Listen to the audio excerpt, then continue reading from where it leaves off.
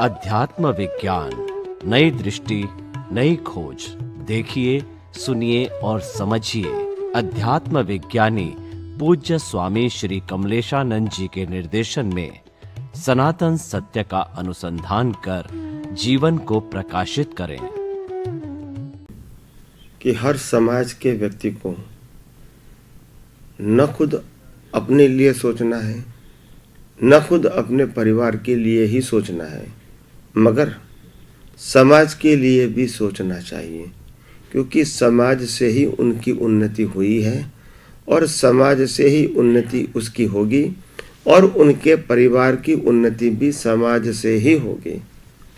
तो ये बात बहुत ज़रूरी है कि हम हर समय जैसे खुद का सोचते हैं, परिवार का सोचते हैं, पैरेलल समाज के लिए ही सोचें, समाज के लिए भी सोचें। मगर क्योंकि कहीं लोग जैसे होते हैं, उन्होंने कहा आपने कि स्वार्थी होते हैं, तो मैं समझता हूँ समाज को ऐसे व्यक्तियों का थोड़े समय के लिए बहिष्कार करना चाहिए और उसको समझ में आना चाहिए कि बिना समाज मेरा जीवन नहीं है।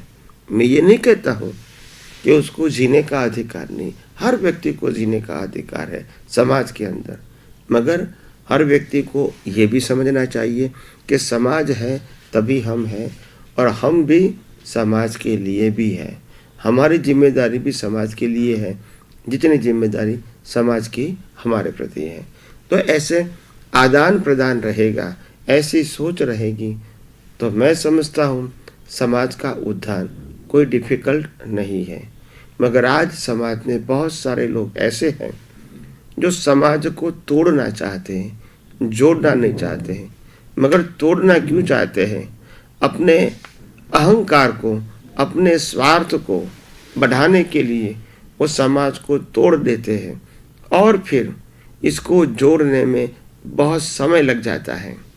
तो मैं समझता हूँ ऐसे व्यक्तियों को समाज के सामने खुला करके ये करना चाहिए कि भाई ये व्यक्ति थोड़े समय के लिए समाज से बाहर हो जाए, ताकि लोगों को एक शिक्षा मिले कि इस प्रकार का बिहेवियर समाज के व्यक्ति समाज के लिए गलत करेंगी, गलत सोचेंगी, ऐसा नहीं होना चाहिए।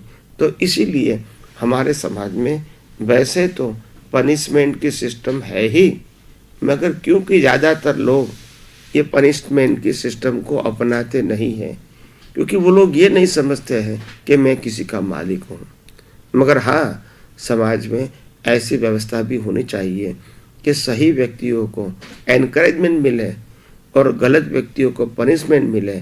ऐसा समाज में होगा तभी लोगों को ऐसा लगेगा कि न मैं सिर्फ अपने और अपने परिवार के लिए जीता हूँ, मगर समाज के लिए भी मेरा योगदान होना चाहिए। तो धीरे धीरे लोगों के अंदर जागृति बढ़े। इस प्रकार का व्यवहार समाज के धर्मगुरुओं को और समाज के आगे आए व्यक्तियों को ये सोच रख के आगे आना चाहिए और लोगों की सोच को बदलने का प्रयास करना चाहिए। स्वामी जी, आपका बहुत बहुत धन्यवाद उन लोगों को जो समाज की व्यवस्था बिगाड़ते हैं, परामर्श के लिए, उपदेश के लिए, सुझाव के लिए। स्वामी जी, समाज एक जीवन जीने की पद्धति है। बिना समाज के जंगल राज हो जाएगा, व्यक्ति सुख से चैन से जी नहीं सकेगा। समाज हमें मर्यादा देता है, समाज हमें अनुशासन देता है, समाज हमें पहचान देता है। तो उस समाज में अंकुश बनाए रखने के लिए, मर्यादाएं बनाने के लिए पहले बड़े बड़े नियम होते थे। व्यक्ति समाज के अंकुश से डरता था कि समाज मुझे बहिष्कृत कर देगा, मेरे पे कलंक लग जाएगा और मैं लोगों की नजर से गिर जाऊंगा, इतना भय था। लेकिन आजकल कोई भय नहीं लग रहा है। तो हमें वो भय वापस, आज जितनी उच्छृंखलता, आजादी दिख रही है, उसका कारण यह है कि समाज का अंकुश हट रहा है। अगर भारतीय मूल्यों की पुनर्प्रतिष्ठा करनी है तो मेरे हिसाब से पहले जो जो हमारे अपने अपने तरीके के समाज है उनको मजबूत होना चाहिए और उनको पद्धति पे अंकुश लगाना चाहिए। बिना अंकुश के व्यक्ति पार्श्विक वृत्ति में आ जाएगा। तो हमारा ये सामाजिक अंकुश दृढ़ हो, उसके लिए अध्यात्म विज्ञान क्या योगदान दे सकता है, क्या पद्धति बता सकता है, क्या सूत्र दे सकता है, क्या शिक्षा दे सकता है, कृपया बताइए। धन्यवाद। सबसे बड़ी बात यह है कि हमारे समाज के अंदर अच्छे भी लोग हैं, बुरे भी लोग हैं, अच्छे करने वाले भी हैं, बुरा करने वाले भी हैं, अच्छी सोच रखने वाले भी हैं और बुरा करने की सोच भी रखने वाले हैं। ऐसे समाज में तो हर प्रकार की व्यक्तियाँ होती ही हैं, हर समाज में होती हैं। मगर एक बात जरूर है कि समाज में भी ऐसा प्रयास समय समय पे होना चाहिए कि समाज में जो लोग अच्छा काम करते हैं, पढ़ाई में, जॉब में, सामाजिक कार्य कहो, डोनेशन का कार्य कहो, लोगों को हेल्प करने का काम कहो, लोगों की जागृति का बढ़ाने का काम कहो, स्वच्छता का काम कहो और कोई भी प्रकार की सामाजिक कार्यों का काम कहो, ऐसे करने वाले लोगों को समाज के अंदर अवार्ड के रूप में उनको आगे लाना चाहिए, उनका सम्मान करना चाहिए और उनके सम्मान से समाज के हजारों व्यक्तियों को प्रेरणा मिले, गाइडेंस मिले। इस प्रकार का माहौल भी समाज को बनाना चाहिए। और दूसरी बात, जो लोग समाज में रहकर गलत करते हैं, इनको भी खुला करने का काम, ओपन करने का काम समाज को करना चाहिए कि ऐसे व्यक्ति जो निंदक व्यक्ति हैं, जो समाज के अहित में काम करते हैं, ऐसे व्यक्तियों को खुला करेंगे, क्योंकि समाज इसको जाने और समाज इस प्रकार की प्रकृति को नहीं फॉलो करें।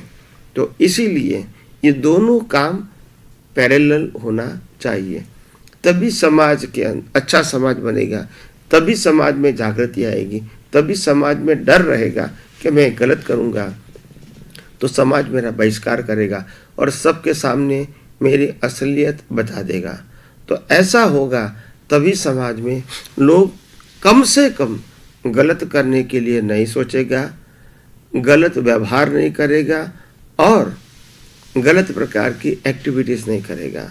मैं समझता हूँ कहीं समाज वाले अभी ऐसे जागृत हो गए कि अपने बड़े समाज के अंदर कितने लोगों ने गलत काम किया है वो सामाजिक पत्रिका में लगाते हैं कि ये लोग ने खराब काम किया है, ये लोगों ने लोगों को पैसा लूटा है, ये लोगों ने बलात्कार किया है, ये लोगों ने गलत व्यवहार किया है, समाज के अहित में व्यवहार किया है। ऐसे व्यक्तियों को जब बाहर लाएंगे समाज, तभी लोगों को डर लगेगा कि भाई ऐसा जीवन मेरा नहीं होना चाहिए, ऐसी सोच मेरी नहीं होनी चाहिए। मगर ऐसा होगा तभी होगा। मगर जब समाज भी इस प्रकार के स्टेप लेने से डरेंगे, घबराएंगे, तो मैं समझता हूँ इस पर समाज की प्रगति संभव नहीं है। यानी लोगों की जागृति बढ़ेगी, समाज के नेताओं की जागृति बढ़ेगी, तभी समाज आगे आ सकता है और समाज और सामाजिक जीवन भी लोगों का उन्नति के मार्ग में आगे चल सकता है।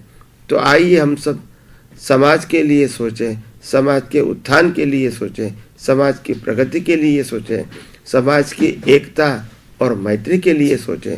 ये हमारे लिए बहुत जरूरी है। धन्यवाद।